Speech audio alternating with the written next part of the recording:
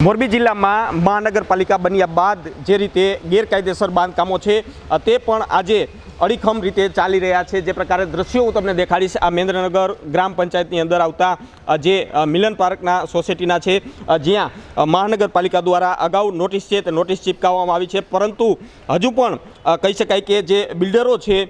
જે પોતાની મનમાની છે તે કરી રહ્યા છે, તે પ્રકારના દ્રશ્યો છે તે અહીં જોવા મળી રહ્યા છે। જે પ્રકારે આ મહાનગરપાલિકા દ્વારા જે નોટિસ ચરકાવવામાં આવી છે કે ગેરકાયદેસર બાંધકામની પ્રાથમિક સ્થળ અને જે સ્થિતિ અંગેનો રોજકામ છે તે કરવામાં આવે, ત્યારબાદ જ કહી શકાય કે આ કામકાજ ચાલુ રાખવામાં આવે, પરંતુ હજુ સુધી કહી શકાય કે આ બાંધકામ છે તે બાંધકામ ચાલુ છે। અત્યારે આ જે દ્રશ્યો જોઈ શકાય છે કે આ દ્રશ્યોની અંદર સ્પષ્ટપણે દેખાઈ આવે છે કે જે આ બિલ્ડિંગ છે તે બિલ્ડિંગની અંદર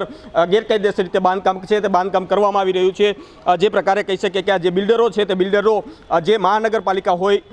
કે પછી જે તંત્ર છે તે તંત્રની જે નિયમો છે તે નિયમોને ઘોડીને પી ગયા છે, અને ત્યારબાદ કહી શકાય કે નોટિસો બાદ પણ ગેરકાયદેસર બાંધકામ છે તે અત્યારે ચાલુ જોવા મળી રહી છે। જે પ્રકારે કહી શકાય કે છેલ્લા ઘણા સમયથી આ મોરબી મહાનગરપાલિકા છે તે બનવામાં આવી છે, અને મહાનગરપાલિકા બન્યા બાદ કહી શકાય કે જે હાઈરાસ્ટ બિલ્ડિંગો છે તેનું બાંધકામ રોકવામાં આવી રહ્યું છે, પરંતુ અહીં જે પ્રકારે દ્રશ્યોની અંદર જોઈ શકાય કે ઉપરથી હજી પણ જે કામકાજ છે તે ચાલી રહ્યું છે। અને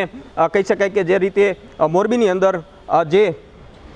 દ્રશ્યો હું તમને દેખાડવા માગીશ કે જે આ જે બાંધકામ છે તે બાંધકામ અત્યારે ચાલુ જોવા મળી રહ્યું છે, અને હાલ આપણે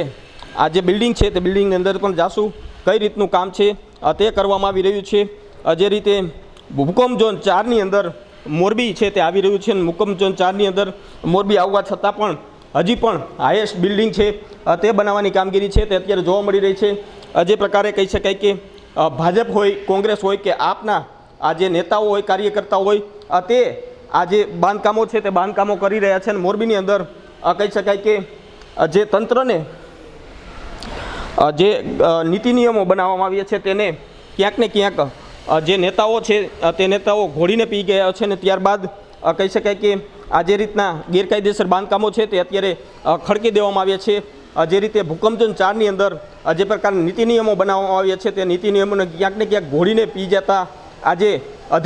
જે કહી શકાય કે નેતાઓ છે તે નેતાઓ ભાજપ હોય, કોંગ્રેસ હોય કે આપ હોય, આ તમામ નેતાઓ છે